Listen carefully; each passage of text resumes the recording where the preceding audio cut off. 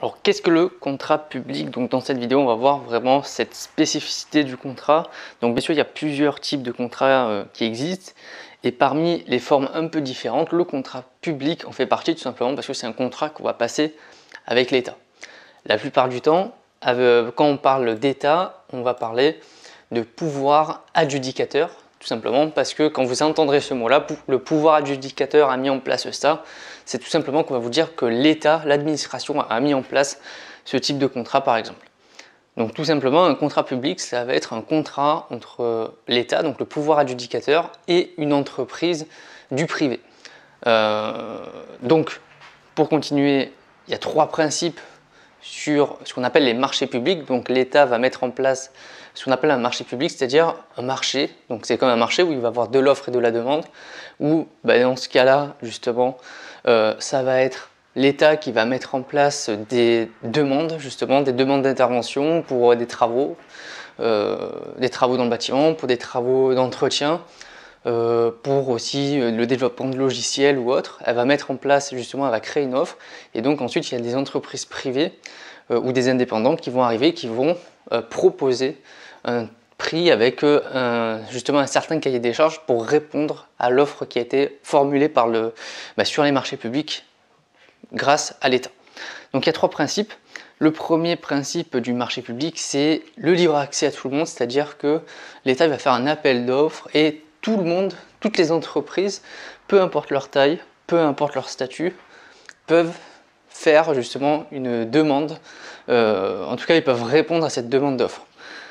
Deuxième principe, c'est l'égalité des chances, c'est-à-dire que la candidature de chaque entreprise est anonyme. Ça veut dire que l'entreprise, elle ne sait pas justement quel est le pouvoir de cette entreprise, elle ne connaît pas sa taille. Au début, elle ne connaît pas les dirigeants. Alors bien sûr, après, elle va connaître les dirigeants, mais au début, sur la réponse à la candidature, il n'y a aucun moyen de reconnaître telle ou telle entreprise, justement pour favoriser l'accès à tout le monde et l'égalité des chances pour tout le monde pour le marché public. Et bien sûr, il y a ce qu'on appelle une transparence d'information, c'est-à-dire que l'État va mettre en place un cahier des charges qui va être extrêmement clair. Et donc, sur toutes les offres qui vont être formulées, justement par rapport à ce qui a été mis en place sur le marché public, elle va principalement se concentrer sur le prix forcément, puisque l'État va chercher à faire un maximum d'économies possible. Donc la plupart du temps, elle va choisir une entreprise qui propose en tout cas un prix très attractif. Et la deuxième chose qu'elle va regarder, bien sûr, c'est le respect des cahiers des charges dans justement l'offre qui a été formulée.